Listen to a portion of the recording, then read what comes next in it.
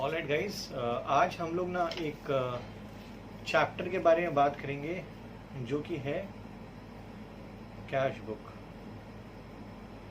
Guys, हम लोग cash book already start तो कर ही चुके हैं और हम लोग को पता है कि कैश बुक में हम लोग ट्रांजैक्शंस को कैसे रिकॉर्ड करते हैं। तो मैं आपको 2 मिनट का पहले एक रिकैप दे देता हूँ कैश बुक के बारे में। कैश बुक में सबसे पहले मैंने आपको क्या बताया था कि कैश बुक में सिर्फ और सिर्फ कैश ट्रांजैक्शंस रिकॉर्ड होते हैं।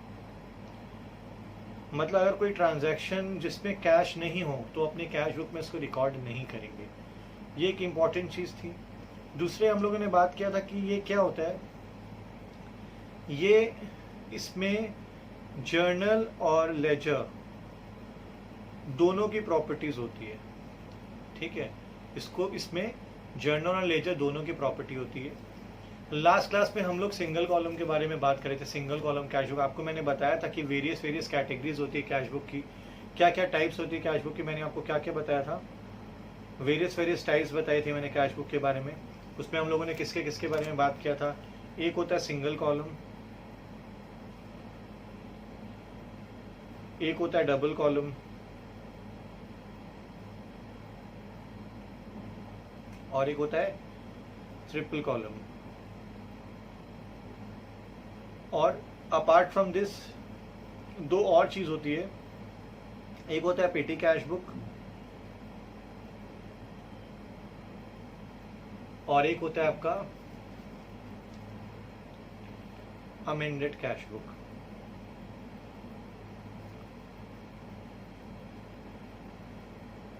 फाइन, हम लोगों ने सिंगल कॉलम कैश बुक के बारे में ऑलरेडी बात कर रखी है। ठीक है, तो मैंने आपको बताया था कि कैश बुक में देखिए, एक बार मैं आपको फॉर्मेट सिखा देता हूँ। आज मैं आपको डबल कॉलम कैश बुक के बारे में बताने जा रहा हूँ। डबल कॉलम कैश बुक, अगर मान लीजिए अगर आपका सिंगल कॉलम छूटा हुआ भी है तो अगर आप आज की क्लास में ध्यान दोगे तो आपको डबल कॉलम कैश बुक के साथ साथ सिंगल कॉलम कैश बुक भी आ जाएगा।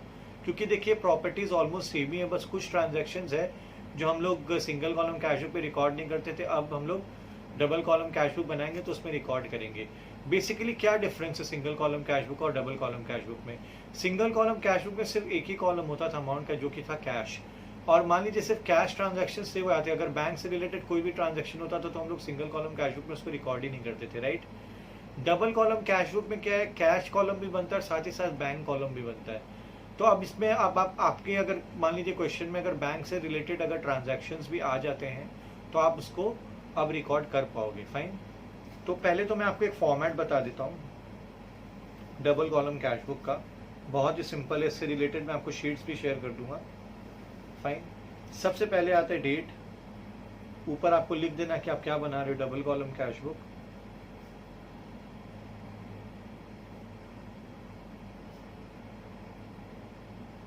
फाइन, डेट, फिर उसके बाद particulars,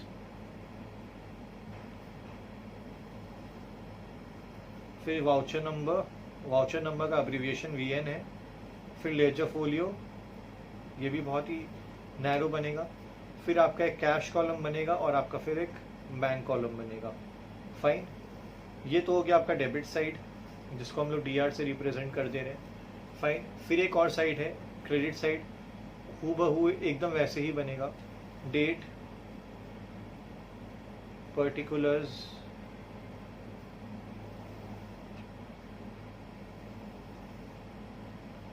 voucher number, ledger folio, एक कैश कॉलम और एक बैंक कॉलम। मैंने शॉर्ट में लिख दिया क्योंकि मेरे पास स्पेस नहीं है, आपके पास तो आप अगर मतलब हॉरिजॉन्टल करके लिखोगे तो आपके पास काफ़ी स्पेस हो जाएगा फॉर्मेट के लिए। तो ये बेसिकली क्या है, डबल कॉलम कैश बुक का फॉर्मेट है। देखिए इसको बनाते कैसे हैं। जैसे सबसे पहले मान लीजिए स्टार्टिंग में, मान लीजिए 1 अप्रैल 2016 डेट है, आपको स्टार्टिंग बैलेंस दे दिया कि आपके पास स्टार्टिंग में कैश में कितने रुपए पड़े और बैंक में कितने रुपए पड़े। तो आप क्या करोगे, टू बैलेंस BD यहाँ पे लिखोगे और उसके बाद कैश का अमाउंट कैश कॉलम में लिख दोगे और बैंक का अमाउंट बैंक कॉलम में लिख दोगे। फाइन, उसके बाद आप जितना भी रिसीट्स करोगे, जितना भी आपको पैसा मिलेगा वो आप डेबिट साइड में लिखोगे। मान लीजिए कि आपको कोई कमीशन मिला और कमीशन कैश में मिला तो आप यहाँ पे क्या लिखोगे, टू कमीशन, क्योंकि रिसीट है और कैश का रिस्पेक्टिव अमाउंट कैश में लिख दोगे। मान लीजिए आपको रेंट मिला, लेकिन रेंट ना आपको चेक में मिला, तो चेक मतलब ही बैंक होता है, तो आप बैंक कॉलम में पैसा लिख दोगे। फाइन, वैसे क्रेडिट साइड में आप मान लीजिए पेमेंट करें, मान लीजिए आप सैलरीज का पेमेंट आप चेक से करें तो आप बैंक कॉलम में अमाउंट लिख देना। मान लीजिए कि आपका कुछ मतलब रिपेयर्स का कुछ खर्चा हुआ है तो बाय रिपेयर्स करके कैश में लिख दीजिए। मान लीजिए कैश में पेमेंट करें तो कैश में लिख दीजिएगा। Fine.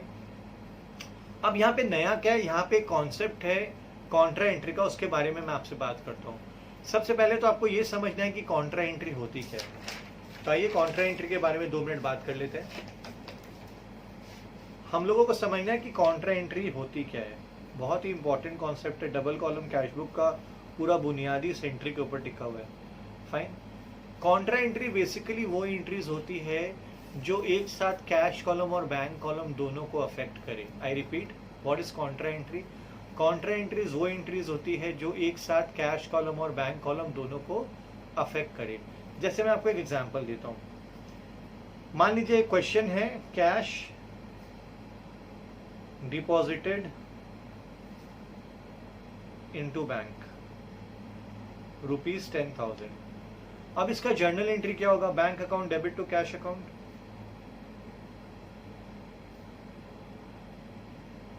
Right, bank account debit to cash account और अमाउंट 10,000 ये तो जर्नल एंट्री होगा। अब इसका कैश बुक में कैसे ट्रांजैक्शन करेंगे, क्योंकि यहाँ पे तो बैंक भी और कैश भी है। तो सबसे सिंपल तरीका क्या है, टू साइड में क्या है, टू साइड में कैश था जर्नल एंट्री के तो अपने यहाँ पे टू कैश लिख देंगे, और बाई साइड में बैंक है तो यहाँ पे बाई बैंक लिख देंगे। फाइन। और जो लेजर फोलियो ना, दोनों लेजर फोलियो में सी लिख देंगे। लेजर फोलियो में सी लिख देंगे, सी का मतलब ही क्या, ये कॉन्ट्रा एंट्री है। फाइन। अब उसके बाद अपने क्या करेंगे, कैश यहाँ पे लिखे ना, अमाउंट बैंक में लिखेंगे तो बैंक में आप 10,000 लिख दीजिएगा, और बैंक जिस साइड है उसमें कैश में अमाउंट लिखेगा, तो यही कॉन्ट्रा एंट्री हो गई। फाइन। अब कोई भी ऐसी जर्नल एंट्री हो जहां पे कैश और बैंक एक साथ अफेक्ट हो रहा है तो आप क्या करोगे, उसको कॉन्ट्रा एंट्री बोलोगे। फाइन। अब एक और एग्जांपल ले लेते हैं कॉन्ट्रा एंट्री का क्या है। मान लीजिए कैश विड्रॉल फ्रॉम बैंक है। कैश विड्रॉल फ्रॉम बैंक का जर्नल एंट्री क्या होता है? कैश विड्रॉल फ्रॉम बैंक का जर्नल एंट्री होता है cash account debit to bank account. तो टू यहाँ पे बैंक लिख दीजिएगा, यहाँ पे बाई कैश लिख दीजिएगा, लेजर फॉलियो में सी का साइन दे दीजिएगा। और अब यहाँ पे मान लीजिए अगर आप बैंक लिखोगे तो सी का साइन यहाँ पे लिख दीजिएगा, लेकिन बैंक, और यहाँ पे आप क्या लिखोगे, बाई कैश लिख दीजिएगा। फाइन। और सी साइन बना दीजिएगा। बैंक यहाँ पे तो कैश में अमाउंट लिख दीजिएगा, और कैश यहाँ पे तो आप कहाँ लिख दीजिएगा, बैंक में अमाउंट लिख दीजिएगा। समझ में आया? तो यही कॉन्ट्रा एंट्री। और जहाँ पे भी आप, ऐसे तो बहुत सारे सर्कमस्टांसेस हो सकते हैं जहाँ पे कॉन्ट्रा एंट्रीज इमर्ज होती है। जब हम लोग क्वेश्चन करेंगे तो हम आपके इस पर्टिकुलर चीज के बारे में हम लोग डिटेल में बात करेंगे कि कॉन्ट्रा एंट्री है कि नहीं है। आपको बस ये समझना है कि डेबिट और क्रेडिट दोनों साइड में कैश और बैंक होना चाहिए एक साथ, तभी वो कॉन्ट्रा एंट्री है। फिर मैंने आपको सिंपल सेट बताया था कि अब मान लीजिए आप दोनों साइड का टोटल कर लीजिएगा। जैसे मान लीजिए हमेशा ज्यादातर यही होता है कि आपका रिसीट साइड में ज्यादा टोटल होता है। तो मान लीजिए कैश कॉलम है, ठीक है, कैश कॉलम का मान लीजिए 1 लाख रुपए टोटल है। I am just giving you example. तो ये टोटल हम लोग यहाँ पे भी कर देंगे 1 लाख का। और जो डिफरेंस आएगा, मान लीजिए यहाँ का टोटल करके 90,000 आ रहा था तो डिफरेंस आया 10,000, तो आप 10,000 यहाँ पे लिख दीजिएगा। जो फिगर हो जाएगा वो क्या हो जाएगा, बैलेंस CD हो जाएगा। फाइन। ये चीज एक। और दूसरी चीज, आप बैंक का भी वैसे ही टोटल कर लो। मान लीजिए बैंक का टोटल 1 लाख हो रहा है वापस से, तो यहाँ पे भी हम लोगों ने 1 लाख लिख दिया, और जो डिफरेंस आया मान लीजिए 10,000, तो बाय बैलेंस CD हम लोग बोल के कर देंगे। तो ये एक छोटा सा कॉन्सेप्ट है डबल एंट्री सिस्टम का, जो आपको अच्छे से समझ में आया होगा। मैं आपको जो हम लोग का ग्रुप है उसमें मैं आपको नोट्स रिलेटेड दे दूंगा और आपको सम्स करने दूंगा। आई होप आपको ये क्लास समझ में आया होगा। Thank you.